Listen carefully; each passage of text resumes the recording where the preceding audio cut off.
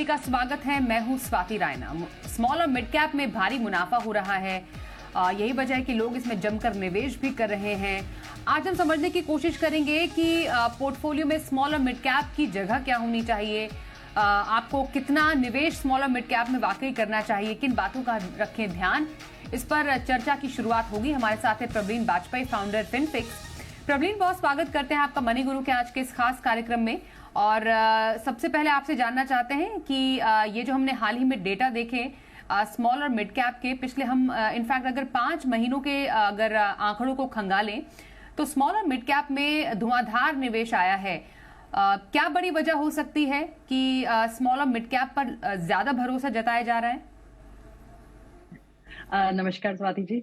बिल्कुल, जहाँ पे हमें परफॉर्मेंस दिखती है वहाँ पैसा भी आता हुआ दिखता है। And I think small caps and mid cap दोनों, अगर हम इंडेक्स की बात करें तो बहुत ही स्पेक्टेकुलर परफॉर्मेंस रहा है ईयर टू डेट। अगर हम आंकड़े देखें और साल की शुरुआत से अच्छा इनफ्लो आता रहा है इन कैटेगरीज में। करीबन एक 2000 करोड़ के करीब एक एवरेज बनाते हुए मंथली इनफ्लो आया है। और स्मॉल कैप्स में तो हमने देखा कि जून में पीक्स ऑफ अबाउट 5000 करोड़ के करीब इनफ्लोज आए थे। 4000 करोड़ उसके बाद भी मेंटेन हुआ है। तो मेरे ख्याल से इसके पीछे 2 बड़े कारण ये हैं कि एक हमने देखा है कि लास्ट ईयर दोनों ही मिड कैप और small caps, in fact even large cap indices में कोई ज्यादा प्रदर्शन नहीं रहा था। और इस साल जब मूवमेंट आनी शुरू हुई, इनफ्लोज आने शुरू हुए, अर्निंग्स ग्रोथ दिखने शुरू हुए, तो मेरे ख्याल से इन्वेस्टर कॉन्फिडेंस बढ़ता चला गया है। एंड वी आर सीइंग कि काफी लिक्विडिटी है मार्केट में। एंड पैसा लगातार आ रहा है जो इन इंडिसेस को भी काफी पुश दे रहा है, ऊपर चढ़ रहे हैं। Year to date small cap index जो निफ्टी 250 है, आज का अगर हम आंकड़े देखें तो करीबन 44% अप है ईयर टू डेट। और मिड कैप इंडेक्स करीबन 41% से अप है।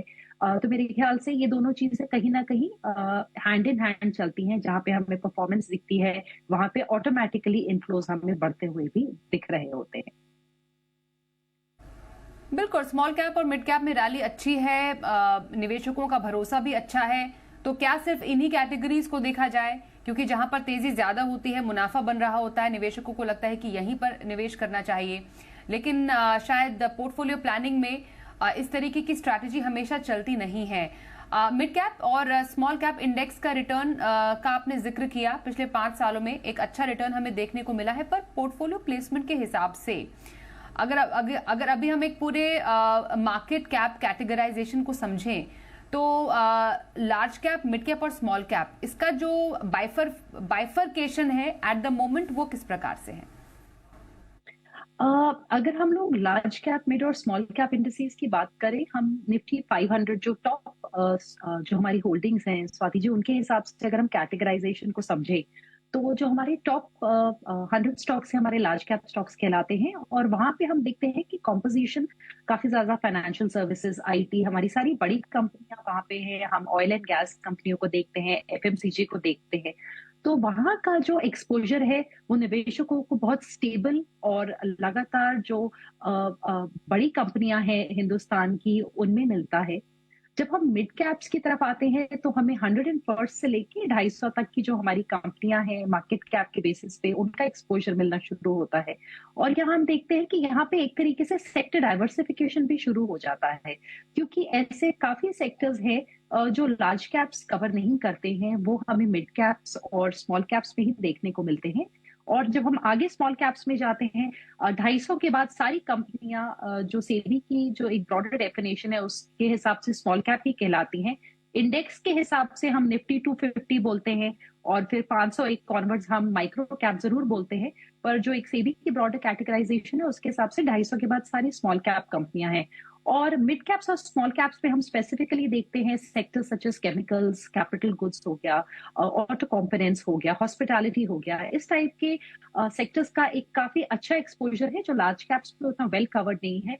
और मेरे ख्याल से इन सेक्टर्स को काफी बूस्ट मिला है। अगर हमारी इकोनॉमिक ग्रोथ को हम देखें, हम जो तेजी है इंडियन इकोनॉमी में इस टाइम पे, जो कैपेक्स पे जोर है, स्पेंडिंग पे जोर है जो गवर्नमेंट का, एंड आई थिंक उससे लगातार जो क्रिएट होता हुआ डिमांड, अगर हम ऑर्डर बुक्स की बात करें तो जितने सेक्टर्स मिड और स्मॉल कैप्स में रिप्रेजेंटेशन है, हेल्थ केयर भी ज्यादा है, हम इन दोनों एरियाज में देखते हैं। तो मेरे ख्याल से उस ओवरऑल चीज से एक तो हमें डाइवर्सिफिकेशन मिलती है as compare to the large caps, और दूसरा कि उनमें इस टाइम पे हमें तेजी भी इस कारण से भी बहुत देखने को मिल रही है, बिकॉज काफी ऑप्टिमिज्म है इस टाइम पे इकोनॉमी में, हमारी ग्रोथ को लेके और हमारे ग्रोथ के फ्यूचर प्रोस्पेक्ट्स को देख के भी। बिल्कुल। अब एक पोर्टफोलियो में स्मॉल कैप फंड की जो प्लेसमेंट है वो किस प्रकार होना चाहिए? लार्ज कैप है, स्मॉल कैप है, मिड कैप है, ये तीन एक बड़ी कैटेगरीज होती हैं जो एक एसेट एलोकेशन का बहुत ही इंपॉर्टेंट हिस्सा होती हैं। तो अभी एट द मोमेंट जब स्मॉल कैप में एक अच्छा प्रदर्शन हमें देखने को मिल रहा है प्रबलीन, तो अभी क्या एक स्ट्रैटेजी एक निवेशक को रखनी चाहिए टुवर्ड्स स्मॉल कैप? कितना निवेश करें, क्या अभी निवेश करें कि नहीं करें, किन बातों का ध्यान रखें? जी, स्वाति जी, मैं पहले सेकंड पार्ट का आपको आंसर देती हूँ। इंडिया में अगर हम अभी देखें, अगर हम मैक्सिमम रिपोर्ट्स देखें, तो पिछले 4-5 महीनों से ही हम ये फील करते आ रहे हैं और सुनते आ रहे हैं, और हम खुद भी बोल रहे हैं कि हल्का सा एक ओवर हीटेड की तरफ जा रहे हैं small and mid cap indices, और एक कॉशन अप्लाई करने के लिए मैक्सिमम फंड हाउसेस बोल रहे हैं। जो रफ्तार होती है उसके साथ आपको क्योंकि गेज करना होता है कि आपकी अर्निंग्स ग्रोथ आ रही है, नहीं हो रही है, या सिर्फ ज्यादा लिक्विडिटी ड्रिवन रैली तो नहीं है। एट द सेम टाइम हम ये भी देख रहे हैं कि नया पैसा भी आ रहा है, और उसके साथ साथ फंड लॉन्चेस भी हो रहे हैं। तो मेरे ख्याल से एक काफी इस टाइम पे बैलेंस्ड सिनारियो देखने को मिल रहा है, जहां पे फंडामेंटली अभी भी स्कोप है कि इन जो दोनों mid caps and small caps है वहां पे हमें ग्रोथ देखने को मिल सकती है, ऑब्वियसली वहां पॉकेट्स में, बिकॉज जब इतनी रफ्तार से स्टॉक्स बढ़ते हैं, स्टॉक प्राइसेस बढ़ते हैं, तो वैल्यूएशंस थोड़े स्ट्रेच होने लगते हैं, बट पॉकेट्स में डेफिनेटली अभी भी काफी अपॉर्चुनिटीज हैं। सो ये हो गया कि एक आगे चल के कैसा रह सकता है in the near term scenario.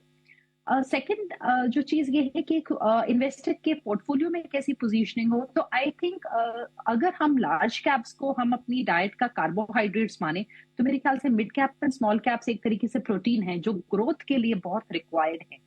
तो Swati ji, definitely allocation is a must. In fact mid caps आपके कोर पोर्टफोलियो का हिस्सा है, उसी के साथ साथ स्मॉल कैप्स जो आपको ग्रोथ पोटेंशियल दे सकते हैं, आई थिंक वो फिनोमिनल है। और अगर हम सिर्फ एसआईपी रिटर्न्स की बात करें, बिकॉज एसआईपी रिटर्न्स में क्या होता है कि मार्केट के उतार चढ़ाव को अगर हम ना भी गेज करें, तो हमें बहुत एक ओवरऑल वो रिटर्न्स हमें ये बताते हैं कि ओवरऑल 5-7 इयर्स में कैसा आपका पोर्टफोलियो कर सकता है। तो अगर हम 2018 दिसंबर से आज तक के रिटर्न्स देखें, 2023 तक के, तो अगर लार्ज कैप ने 16% का एक्सआईआरआर दिया है, वहीं पे मिड और स्मॉल कैप्स ने करीबन 28 से 29% का एक्सआईआरआर दिया है। तो फ्रॉम अ लॉन्ग टर्म जहां पे भी निवेशक का होराइजन 6-7 इयर्स एंड बियॉन्ड है, वहां तो डेफिनेटली स्मॉल कैप्स ऐड होने चाहिए। अगर 5 इयर्स तक का है, तब थोड़ा क्वेश्चन अप्लाई करना है, क्योंकि जब मार्केट्स बहुत रन अप करती हैं तो हम रिसेंसी बायस में पढ़कर कहीं ना कहीं थोड़ा लालच में भी आ जाते हैं कि माइक्रो कैप्स ने 90% का रिटर्न दे दिया तो उसी में डाल दें सारा पैसा। ये गलती ना करें, पर डेफिनेटली अराउंड 10% एलोकेशन किसी भी निवेशक के पोर्टफोलियो में हो सकता है स्मॉल कैप्स में, जिनका लॉन्ग टर्म एक पॉइंट ऑफ व्यू उनका एलोकेशन हो। लार्ज कैप की क्योंकि बात हो रही है, इस बार के एम्फी नंबर्स में हमने देखा भी प्रबलीन की पिछले इनफैक्ट कुछ महीनों में लार्ज कैप से पैसा निकल रहा था, स्मॉल कैप में धुआंधार निवेश हो रहा था, लेकिन इस बार एक पॉजिटिव इनफ्लो हमने लार्ज कैप में आता हुआ देखा है। इस ट्रेंड को हम कैसे समझें? अभी लार्ज कैप में वापस पैसा आना, स्मॉल कैप में थोड़ी स्टेबिलिटी आना, मिड कैप मतलब पिछले महीने के मुकाबले या पिछले कई महीनों के मुकाबले इनफ्लो रहा है, लेकिन बहुत ज्यादा आउटस्टैंडिंग एक्स्ट्रॉर्डिनरी इनफ्लो हमने नहीं देखा है। कुछ पैसा लार्ज कैप की तरफ जाता भी देखा है। तो निवेशक के इस बिहेवियर को कैसे समझें? I think Swati ji, in fact it's a very nice और ये बहुत मैच्योर बिहेवियर है, क्योंकि अगर हम रिस्क रिवॉर्ड के बेसिस पे देखें तो इस टाइम पे लार्ज कैप्स काफी अट्रैक्टिव दिखते हैं, और वहां पे एक जनरल कंसेंसस ये है कि वहां पे हमें एक थोड़ी सी तेजी देखने को मिल सकती है। इनफैक्ट अभी अगर हम 1-1.5 महीने पहले तक देखें, तो जितना रन अप आया था लार्ज कैप्स में, उसमें करीबन 35% से 40% निफ्टी के स्टॉक्स ने हार्डली पार्टिसिपेट किया था। तो आई थिंक वहां पे हमें स्कोप दिखता है, अगर हम रिस्क रिवॉर्ड क्राइटेरिया के हिसाब से चले तो वहां पे पोटेंशियल है अच्छे रिटर्न्स पाने का। 15% ये टू डेट निफ्टी ने रिटर्न्स दिए हैं। सो मेरे ख्याल से थोड़ा एलोकेशन जहां पे निवेशकों का अपना एसेट एलोकेशन टच कर रहा है, जितना मैक्सिमम उनको स्मॉल और मिड में रखना चाहिए था, लेट्स से वो उस लिमिट को पहुंच रहे हैं या क्रॉस कर रहे हैं, वहां पे हल्का सा प्रॉफिट बुकिंग करके रीएलोकेट करने की जरूरत पड़ सकती है। एंड आई थिंक उस वजह से प्रोबेबली लार्ज कैप्स की तरफ थोड़ा सा झुकाव बढ़ना भी चाहिए। और जिन लोगों ने ऐसा नहीं किया है मेरे ख्याल से उनको भी एक रीबैलेंसिंग को डेफिनेटली ध्यान में रख के हल्का सा अपना asset allocation between the different market caps उसको रीएडजस्ट कर लेना चाहिए। और ऐसा नहीं है कि आगे तेजी नहीं रह सकती इन मार्केट सेगमेंट्स में, पर मेरे ख्याल से रीएलोकेशन से आपका जो रिस्क है वो ऑटोमेटिकली थोड़ा सा ट्रिम डाउन हो जाता है। बिल्कुल, और हम सब जानते हैं प्रबलीन की स्मॉल कैप में वॉलेटिलिटी भी काफी ज्यादा होती है। लार्ज कैप में सबसे कम, फिर मिड कैप, फिर स्मॉल कैप सबसे ज्यादा वॉलेटाइल माने जाते हैं। अभी एक्सपोजर लेवल पर अगर मैं पोर्टफोलियो के एक्सपोजर लेवल पर समझूं कि आपको कितना परसेंटेज पोर्टफोलियो में लार्ज कैप स्मॉल कैप का रखना चाहिए, तो आपकी नजर में वो एसेट एलोकेशन का परसेंटेज कितना हो सकता है? तो overall for a long term investor Swati ji, I think easily आप अगर थोड़ा सा कम रिस्क उठाना चाहते हैं, पर क्योंकि हम मानते हैं कि स्मॉल कैप्स आपके ओवरऑल पोर्टफोलियो रिटर्न्स को काफी ऊपर खींच सकते हैं, तो मेरे ख्याल से 10% तक का आपके पास एलोकेशन स्मॉल कैप्स में होना ही चाहिए। और हम ऐसे भी निवेशक देखते हैं जहां पे करीबन वो 15 से 20% तक भी ले जाते हैं अपना स्मॉल कैप का एलोकेशन, पर वहां पे वो savvy इन्वेस्टर्स होते हैं, वो उसके रिस्क कंपोनेंट को समझते हैं। पर ओवरऑल परसेंटेज मेरे ख्याल से उससे ज्यादा एक्सीड नहीं होनी चाहिए। जो प्राइमरी एलिमेंट है आपके पोर्टफोलियो का, जो कोर है, वो आपके लार्ज कैप्स ही बनाए, उसके साथ साथ मिड कैप्स। तो मेरे ख्याल से लार्ज और मिड कैप्स मिला के करीबन आपका 60 to 70% वो दोनों में होना चाहिए। और आई थिंक आपका 10 to 15% डेफिनेटली स्मॉल कैप में हो सकता है। एंड देन बिकॉज बाकी कैटेगरीज भी हैं जो निवेशकों के लिए अवेलेबल है। अगर किसी का थोड़ा कम रिस्क है स्वाति जी, वहां पे वो अगर डायरेक्ट स्मॉल कैप नहीं लेना चाहते हैं, तो मेरे ख्याल से मल्टी एसेट जो एक कैटेगरी है, मल्टी कैप जो एक कैटेगरी है, वो भी एक बहुत अच्छा समाधान है। बिकॉज वहां पे उनको हमेशा 25% स्मॉल कैप मिल ही जाएगा अपने पोर्टफोलियो में, उसके साथ साथ 25% large and mid cap. So I think overall positioning के लिए अगर थोड़ा सा कम जोखिम उठाना चाहते हैं तो एक मल्टी कैप फंड के साथ जा सकते हैं। एंड अगर उनका ओवरऑल एलोकेशन इस टाइम पे 2-3% ही है स्मॉल कैप्स में, तो मेरे ख्याल से आराम से बढ़ सकता है, पर बहुत जल्दी में ना बढ़ाएं। स्टैगर्ड अप्रोच लेके, एसआईपी अप्रोच लेके ही इस टाइम पे स्मॉल कैप्स में निवेश करें। लमसम मेरे ख्याल से अवॉइड डेफिनेटली करना चाहिए। बिल्कुल। तो एक मुश्त निवेश ना करके छोटे छोटे टुकड़ों में, छोटे छोटे किस्तों में निवेश करना या एसआईपी के जरिए निवेश करना ज्यादा बेहतरीन ऑप्शन रहता है आपके लिए। और ऐसा ये आपको अगर स्मॉल कैप में ही निवेश करना है, प्योर एसआईपी फंड ना लेकर भी आप एक मल्टी कैप फंड में भी निवेश कर सकते हैं, और जिसमें स्मॉल कैप का भी एक प्रपोर्शन रहता है। ये भी एक अच्छा तरीका हो सकता है स्मॉल कैप में एक्सपोजर लेने का। रुकते हैं एक ब्रेक के लिए, ब्रेक के बाद भी आगे चर्चा जारी रहेगी। मिड कैप में कैसे निवेश अभी आपको करना है, कितना परसेंटेज रखे पोर्टफोलियो का, और कई एनएफओ स्मॉल कैप के सेगमेंट में भी आए हैं, उस पर भी चर्चा करेंगे कि क्या एनएफओ पीरियड में ऐसे फंड्स में निवेश करना चाहिए। तुरंत लौटते हैं, बने रहिए हमारे साथ।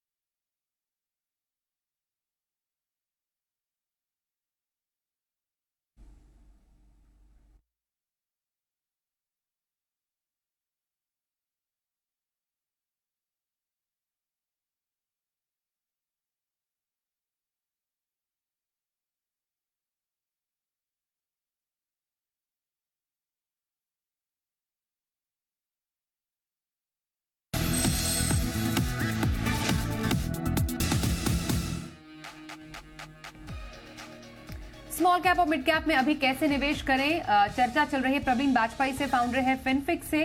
अभी मिड कैप स्पेस में कहां पर मौके आपको नजर आ रहे हैं प्रवीण, स्पेशली, और अभी कितना निवेश मिड कैप किसी फंड में करना चाहिए, क्योंकि स्मॉल कैप के साथ मिड कैप भी एक ऐसा सेगमेंट रहा है जहां पर भरपूर निवेश आया है। तो मिड कैप में निवेश का सही तरीका क्या हुआ अभी? जी, Swati ji, I think mid caps again एक बहुत एसेंशियल कंपोनेंट है। और अक्सर जब हम पोर्टफोलियोज को रिव्यू करते हैं, हम निवेशकों से बात करते हैं, हम देखते हैं बल्कि वो लोग लार्ज कैप और स्मॉल कैप उठा लेते हैं, मिड कैप कई बार मिसिंग रह जाता है। And mid caps I think एक बहुत इंपॉर्टेंट कंपोनेंट बनता है, क्योंकि वहां पे हम जो स्मॉल कैप से निकल के अपने आप को प्रूव करती हुई कंपनियां और बड़ी बनी हैं, वो है 150 स्टॉक्स का हमारे पास यहाँ इंडेक्स है। मिड कैप्स में निवेश करने के लिए हमारे पास दो ऑप्शंस अवेलेबल है। हमारे पास काफी सारे एक्टिव लार्ज कैप फंड्स हैं, करीबन 29 लार्ज कैप स्कीम्स हैं, और हमारे पास उसके साथ साथ पैसिव फंड्स हैं मिड कैप्स में निवेश करने के लिए। और इस साल अगर हम देखें तो इस टाइम पे चार मिड कैप एक्टिव फंड्स ने इंडेक्स को बीट किया है, जो 150 इंडेक्स है। उसके अलावा बाकी सबने लैग किया है इंडेक्स को, बिकॉज जब मार्केट में ज्यादा तेजी होती है तब हम देखते हैं कि इंडेक्स फंड्स आउट परफॉर्म कर जाते हैं एक्टिव फंड्स को। तो ज्यादातर पैसिव फंड्स ने बेटर परफॉर्म किया है। From allocation point of view, मेरे ख्याल से किसी भी निवेशक का आराम से 25 से 30% पैसा मिड कैप्स में हो सकता है। अगेन यहाँ पे हम बिना ग्रीड के और बिना बहुत शॉर्ट टर्म रिटर्न्स की उसको एक्सपेक्टेशंस के साथ निवेश अगर आप करेंगे तो आपको डिसअपॉइंटमेंट होगी। मिड कैप्स आपके पोर्टफोलियो का एक बहुत इंपॉर्टेंट हिस्सा है, कोर बनता है इससे आपके पोर्टफोलियो का। तो अगर आप लॉन्ग टर्म स्ट्रैटेजी के साथ ही यहाँ पे निवेश करेंगे तो वो बेटर होगा। और लॉन्ग टर्म जब हम कहते हैं तो हम कहते हैं मिनिमम आप 5 ईयर्स दीजिए, और वहां से ऑनवर्ड्स 10, 15, 20 ईयर्स तक का भी। तो मेरे ख्याल से एक 25 to 35% का एलोकेशन आराम से हो सकता है। एंड अगर काफी लंबे समय का पोर्टफोलियो है, then Swati ji, I would recommend index fund. अगर आपका 15-20 साल का एलोकेशन का पीरियड है, क्योंकि उसमें आपको बार बार अपने फंड्स को ट्रैक करने की जरूरत नहीं है, आपको मार्केट रिटर्न्स मिल जाएंगे जो बेहतरीन है। इंडिया की एक बहुत स्ट्रॉन्ग ग्रोथ स्टोरी है। और अगर आप थोड़ा सा चुनाव कर सकते हैं और आपका अल्फा जनरेशन का स्कोप थोड़ा सा बढ़ सकता है आपके एक्टिव मिड कैप फंड से, फिर आप एक एक्टिव मिड कैप फंड के थ्रू जाइए। एंड वी आर सीइंग कि अगर आप टायर्स देख लीजिए, आप कंज्यूमर ड्यूरेबल्स देखिए, आप बहुत सारी आप होटल्स देखिए, उनकी लार्जेस्ट कंपनीज जो हैं वो मिड कैप स्पेस की हैं। तो बहुत सारी अपॉर्चुनिटीज हैं। और 65% एक्टिव फंड्स जो हैं वो मिड कैप्स में लगाते हैं, 35% वो लार्ज और स्मॉल कैप में भी लगा सकते हैं। तो इनफ स्कोप है कि वहां पे फंड मैनेजर्स आपका पैसा अच्छे से मैनेज करें। बिल्कुल। तो स्मॉल कैप और मिड कैप में निवेश के मौके अच्छे हैं, जिसमें आप इसका हिस्सा बन सकते हैं इन्वेस्ट करके, लेकिन एसेट एलोकेशन का ध्यान रखने की बेहद जरूरत है। अब क्योंकि इस पूरे मौके को जो म्यूचुअल फंड इंडस्ट्री है वो भी काफी ज्यादा अवसर के तौर पर देखती है। हमने हाल फिलहाल में काफी सारे एनएफओज आते हुए देखे हैं, न्यू फंड ऑफर, जिसमें स्मॉल कैप के भी कई एनएफओज हैं। प्रबलीन, क्या खास आपको लग रहा है, क्योंकि जो 3 एनएफओ हैं, बंधन बैंक का है, बंधन का है, मोतीलाल ओसवाल का है, डीएसपी का है, उसमें से 2 तो इंडेक्स फंड ही हैं। तो स्मॉल कैप में भी पैसिव इन्वेस्टमेंट स्ट्रैटेजी पे जो इंडस्ट्री है, जो एएमसीज है, वो काफी ज्यादा फोकस कर रही है। क्या इसकी वजह हो सकती है कि स्मॉल कैप एक्टिव जो फंड है उसका यूनिवर्स वैसे ही काफी बड़ा है, पैसिव की तरफ अब इंकरेज करने की कोशिश? जी, स्मॉल कैप्स में आपने ठीक बोला स्वाति जी। हमारे पास 26 एक्टिव फंड्स हैं और हमारे पास करीबन 8 जो है वो पैसिव फंड्स हैं करेंटली स्मॉल कैप स्पेस में। और अगर हम स्मॉल कैप्स में एनएफओज की बात भी करें तो 2 एनएफओज हमारे पास जो पैसिव स्पेस से आ रहे हैं और एक एक्टिव फंड आ रहा है इस टाइम पे। और मैं काफी पढ़ना चाहती थी कि मोतीलाल एक इस टाइम पे एक्टिव फंड को लेके आ रहा है, और उन्हें अपनी काफी सारे रीजनिंग्स दिए हैं जो उनके हिसाब से ये अच्छा टाइम है स्मॉल कैप्स में पैसा डालने का। तो बंधन जो है वो तो सीधा ही जो हमारा 250 इंडेक्स है उसको ट्रैक करने वाला है। और मेरे ख्याल से पैसिव फंड्स के आने का एक बड़ा कारण ये है, जो हम लोग अगर बेस्ट और वर्स्ट परफॉर्मेंस की बात करें किसी भी मार्केट सेगमेंट में, तो हम देखते हैं कि जो best performer small cap fund है, ईयर टू डेट उसने करीबन 52-92% तक का रिटर्न दिया है, ऑलमोस्ट 53%। पर जो वर्स्ट परफॉर्मर है in the small cap space, Swati ji, वहां पे उसने 23% का रिटर्न दिया है। तो अक्सर निवेशक क्या होते हैं, हताश हो जाते हैं। उनको लगता है कि इंडेक्स ने तो 40 या 42% का रिटर्न दिया है, हमारा फंड सिर्फ 23% का रिटर्न दे रहा है। टाइम से पहले एग्जिट कर जाते हैं। तो मेरे ख्याल से अगर निवेशकों को इस तरीके के सर्कमस्टांसेस में नहीं फंसना है जहां पे वो हताश हो अपने फंड से, बिकॉज पेशेंस रखना पड़ता है, हर फंड का एक साइकिल होता है, तो वहां पे वो एक इंडेक्स स्ट्रैटेजी के साथ जा सकते हैं अगर उनका लॉन्ग टाइम पीरियड है। यहाँ पे जो डीएसपी का फंड है वो क्वालिटी पे एम्फोसिस देने वाला है, जहां पे कम डेट और स्टेबल अर्निंग्स वाली कंपनीज में पैसा डाला जाएगा। और जो मोतीलाल का फंड है वो काफी अगेन बुलिश अप्रोच के साथ आ रहे हैं, जहां पे वो ये फील करते हैं कि जो इंडियन स्मॉल कैप कंपनीज हैं वो काफी डोमेस्टिक, जो हमारी अर्निंग्स उनकी रिलायंस है एक्सपोर्ट्स पे बहुत कम डिपेंडेंट है, और उनके हिसाब से वैल्यूएशन भी इस टाइम पे रीजनेबल हैं, और हेल्दी बैलेंस शीट्स हो गई हैं। जो स्मॉल कैप कंपनीज पे डेट है वो काफी कम हुआ है सालों में। एंड मेरे ख्याल से अर्निंग्स जो है वो स्टेबल हुई है, लास्ट 3 इयर्स में 49% रही है earnings growth, and with low volatility, और वो उस तरीके की चीजों को आगे मेरे ख्याल से देखते हैं।